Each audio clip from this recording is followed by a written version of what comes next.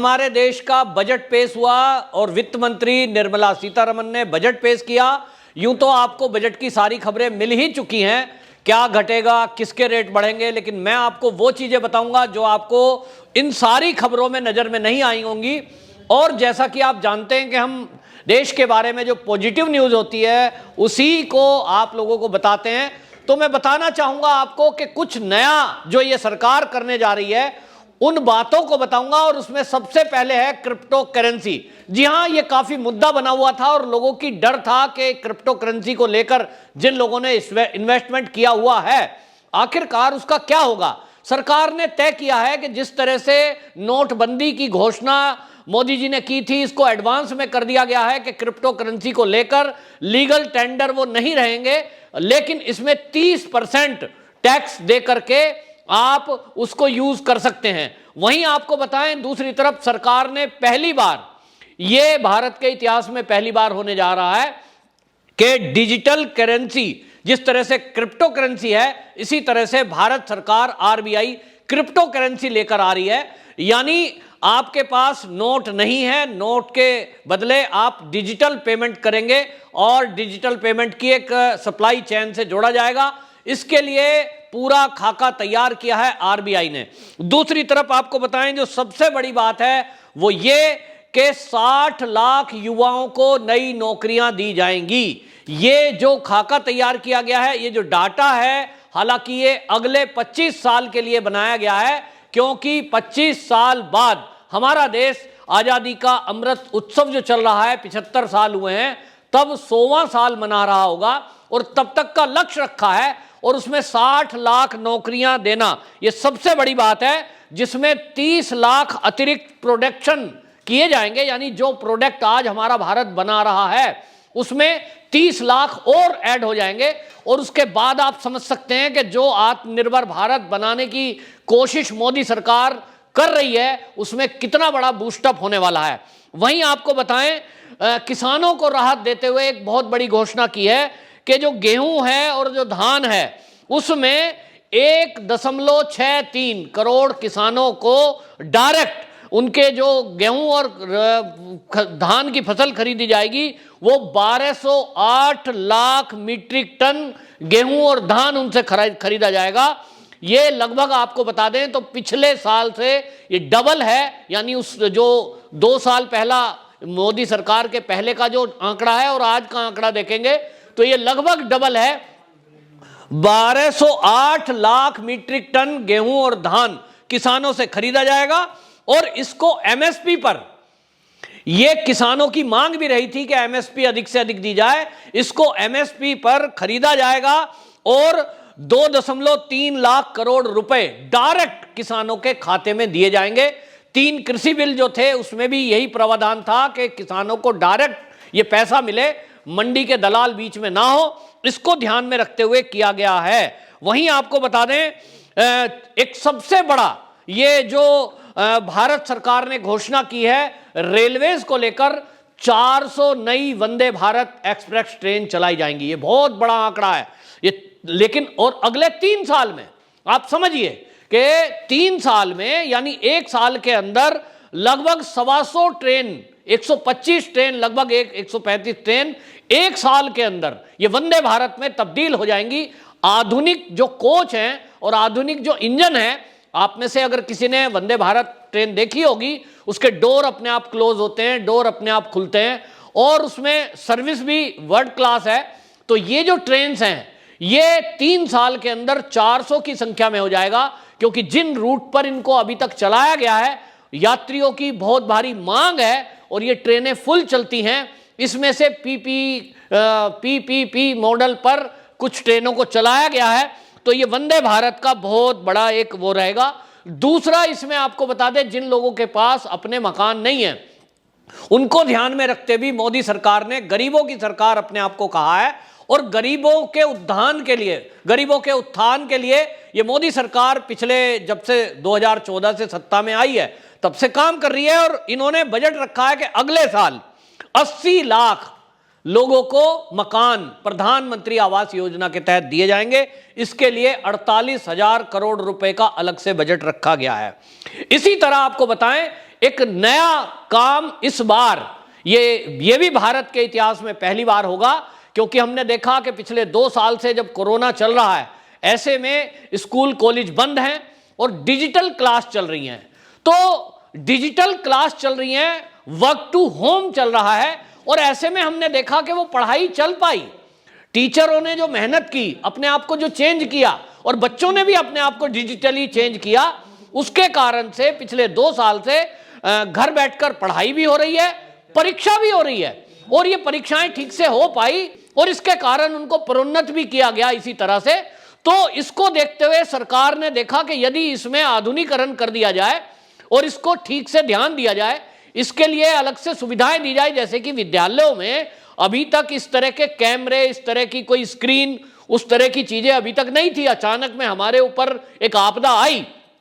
और उस अचानक आपदा में कई सरकारी स्कूल, कई यूनिवर्सिटियां इस डिजिटल पढ़ाई के लिए, ऑनलाइन क्लास के लिए तैयार नहीं थी। कुछ जो आधुनिक स्कूल पहले से थे, आधुनिक यूनिवर्सिटियां पहले से थी, उन लोगों ने तो इस क्लास को जारी रखा, उन स्कूलों ने इन पढ़ाई को जारी रखा। लेकिन जो ऐसी कई सारी देश के अंदर स्कूल और यूनिवर्सिटियां थी जिनके पास ये डिजिटल क्लास और एग्जाम लेने का संसाधन नहीं था, इसको ध्यान में रखते हुए मोदी सरकार ने इस बार डिजिटल यूनिवर्सिटी बनाना तय किया है। वहीं जितने भी सरकारी स्कूल हैं उनको अपग्रेड करके ऑनलाइन क्लासेस लेने के लिए शक्तिशाली बनाया जाएगा, सबल बनाया जाएगा, उनके अंदर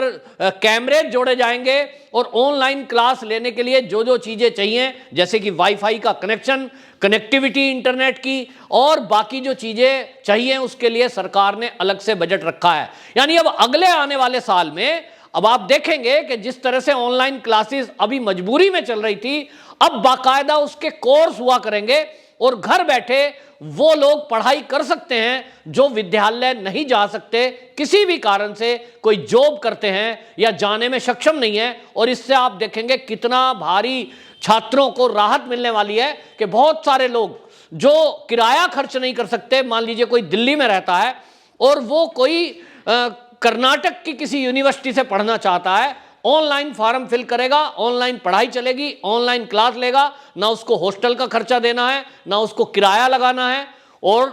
किताबें ऑनलाइन होती ही हैं। तो ये बहुत बड़ा एक अंतर इस बजट में आया है। वहीं आपको बताएं, किसानों को राहत देते हुए जिस तरह से उत्तर प्रदेश में योगी सरकार ने 1 डिस्ट्रिक्ट 1 प्रोडक्ट के तहत उद्योगों को बूस्टअप किया 75 जिलों में, इसी तरह से योगी आदित्यनाथ जी की इस सफलता को देखते हुए केंद्र ने किसानों को राहत देते हुए 1 स्टेशन 1 प्रोडक्ट, इस पर ध्यान दिया है। और इसको ध्यान में रखते हुए किसानों को ट्रेन से, रेल मार्ग से जोड़ा जाएगा। एक स्टेशन एक प्रोडक्ट का मतलब यह हुआ कि मालगाड़ी चलेगी तो मान लीजिए कोई गाजियाबाद के आसपास का जो प्रोडक्ट है, मान लीजिए गाजियाबाद है, वहां सब्जियां पैदा होती हैं, तो वहां से सब्जी लेगी वो ट्रेन। अगला स्टेशन है मान लीजिए हापुड़ आता है, मुरादाबाद की तरफ चलेंगे तो हापुड़ के जो पापड़ या बाकी प्रोडक्ट जो है वो वहां से पिकअप करेगी, और ये ट्रेन बाकायदा किसानों के लिए चलाई जाएगी। किसानों की फसल को लेकर उसको उचित दाम मिले, और वो अपने गांव से, शहर से कहीं उसको दूर भी बेचना चाहता है तो वो ट्रेन बाकायदा किसानों के लिए चलाई जाएगी। क्योंकि कोविड के टाइम में हमने देखा था कि किसानों को हानि ना हो, उनके लिए स्पेशली किसान ट्रेन चलाई गई थी, जिसकी सफलता के बाद सरकार ने यह फैसला लिया है। इसी तरह एक बहुत बड़ा फैसला लिया है कि हम देखते हैं कि हर साल बिहार के अंदर और यूपी के कुछ एरिया में बाढ़ आ जाती है, गुजरात में भी बाढ़ आती है, देश के कई हिस्सों में हम देखते हैं बरसात आएगी तो बाढ़ आएगी। और इसके लिए जब अटल बिहारी वाजपेयी जी की सरकार थी, उस समय एक विचार किया गया था कि देश के अंदर कुछ नदियां ऐसी हैं जो हमेशा पूरे साल उसके अंदर पानी होता ही नहीं है, लगभग सूखी जैसी रहती हैं, और कुछ नदियां ऐसी हैं जिसमें लगातार पानी इतना होता है कि किनारा तोड़कर जरा सी बारिश के बाद भी बाहर आ जाता है। तो इस तरह से परियोजना थी उसको बनाने के लिए, नदियों को आपस में जोड़ने के लिए। तो इस बार सरकार ने बजट में 5 नदियों को इंटरकनेक्ट करने के लिए अलग से बजट रखा है। इस योजना पर पहले से भी काफी काम मोदी सरकार के आने के बाद किया जा चुका है, लेकिन अब 5 नदियों को जोड़कर इस तरह से कनेक्ट किया जाएगा कि यदि एक नदी का जल का स्तर बढ़ जाता है तो वो दूसरी नदी में वो पानी चला जाएगा। उस जल स्तर बढ़ने से वहां बाढ़ की स्थिति पैदा नहीं होगी, क्योंकि बरसात में हमेशा हम देखते हैं कि किसी एक हिस्से में पानी ज्यादा है, किसी एक हिस्से में कम है। 5 नदियों को आपस में जोड़ने से बाढ़ की हम पीड़ा से बच पाएंगे, ये सरकार ने ध्यान दिया है। इसी तरह सड़क मार्ग, मोदी सरकार के आने के बाद जिस तरह से नेशनल हाईवेज बने, एक्सप्रेसवेज बने, उसके बाद कनेक्टिविटी देश की जुड़ी और हमने देखा कि हमारे देश का ईंधन भी बचा और हमारे जो उद्योग धंधे हैं उनको बूस्टअप मिला। वहीं आपको बताएं, जो इंफ्रास्ट्रक्चर है देश का, उसके बनने के कारण हमने देखा था कि कई सारे एक्सप्रेसवेज पर इमरजेंसी में हम अपने फाइटर प्लेन तक भी उतारने में सक्षम हुए। इसी को ध्यान में रखते हुए लोगों की सुविधाएं के लिए, व्यापार को बढ़ाने के लिए, लोगों की सुविधा को ध्यान में रखते हुए यह तय किया है मोदी सरकार ने इस बजट में कि 25,000, जी हां 25,000 किलोमीटर इस बजट में ये राजमार्ग नए बनाए जाएंगे। और जैसे ही सीतारमन जी ने ये घोषणा संसद में की, इसके बाद आप देखिए जो नेशनल हाईवे अथॉरिटी है उसके शेयरों में उछाल आया, यानी सबको लगा कि हर राजमार्ग काफी बनने वाले हैं और 25,000 किलोमीटर काफी बड़ी एक संख्या है। तो इसीलिए आपको बताएं ये बजट रखा गया, लेकिन कुछ इसमें लोगों को निराशा भी हुई है और वो निराशा हुई है मिडिल क्लास को। लोगों का कहना यह है कि जो टैक्स का स्लैब है उसमें कोई छूट नहीं दी गई, जैसा पिछली साल था वैसा ही इस बार भी है। तो मिडिल क्लास का हर बार की तरह यही कहना है कि इस सरकार ने उनके लिए कोई राहत नहीं दी है। और इसी तरह आपको बताएं, जो यूनियन चलाते हैं कुछ लोग जो मजदूरों के लिए काम करते हैं इंडस्ट्रीज में, उन्होंने भी इस बजट में ये कहा है कि जो उद्योगपति हैं उनको हर तरह की छूट दे दी गई है इस सरकार में, और वो कर्मचारियों को कल को छटनी करेंगे, उनका उत्पीड़न भी करेंगे, क्योंकि इस सरकार में ये तय कर दिया गया है इस बजट में कि 1486 जो यूनियन के कानून हैं उनको ये सरकार रद्द करने जा रही है। जिसके बाद जो ट्रेड यूनियन है उनका कहना यह है कि कर्मचारियों का शोषण बढ़ेगा। तो ये एक बजट है जिसको कुल मिलाकर हम कह सकते हैं कि देश के लिए ये उन्नति का बजट है, गरीबों का बजट है, वहीं नए तरह का एक बजट है, नए भारत का बजट है। वंदे मातरम।